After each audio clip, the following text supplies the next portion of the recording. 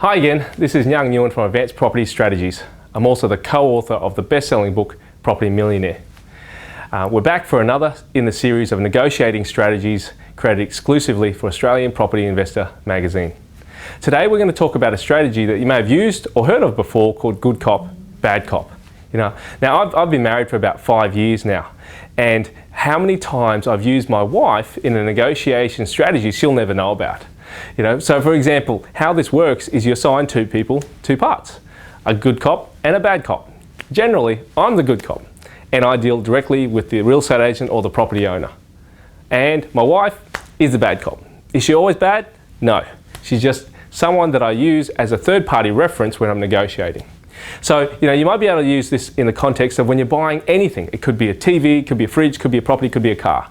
So an example, in a TV context, you might be in the shop, want to buy a TV, they're asking for $3,000, and you might offer them, you know what, I'm happy to pay $3,000, but my wife really is only budgeted for $2,000, knowing very well that you haven't spoken to your wife, and you personally are the only person making the decision. So here you can use a good cop, bad cop technique, so that you can go to the agent and say, mate, how about you see if you can throw in other things, and I'll talk to my wife and I'll see if I can convince her to spend a little bit more money. Right? So you can use this easily and transfer that concept over easily into the property context. You just add a few zeros. Let's say instead of $3,000, it's $300,000. And it's a $300,000 property, and you're only willing to pay, let's say, $200,000 for it. And they might be overpriced. It might only be worth $270,000.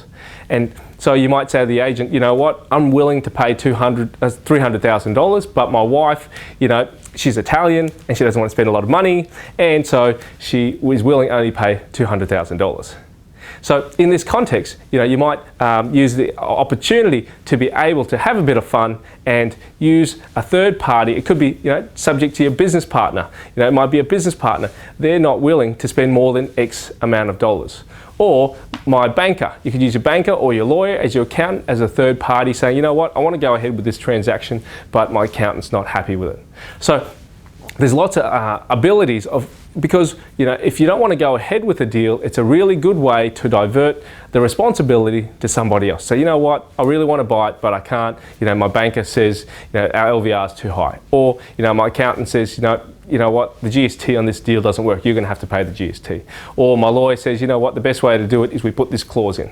So using other people as third parties to bring it in and negotiate for you. So this is the good cop and bad cop example.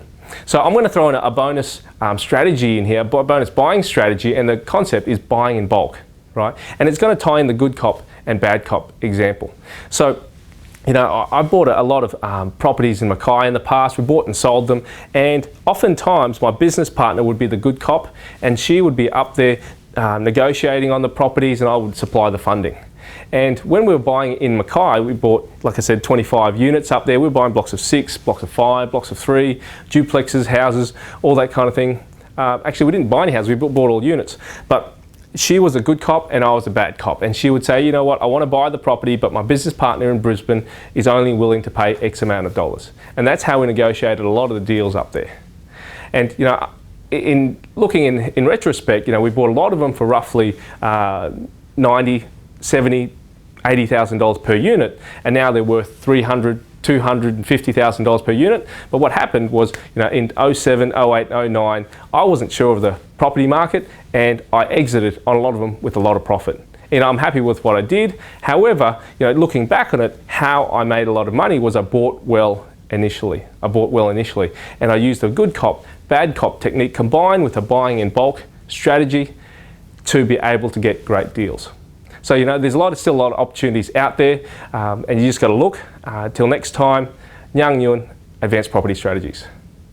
Hi, I hope you enjoyed today's video. If you want further information as well as a free DVD on 5 no money down strategies, go to www.advancedpropertystrategies.com.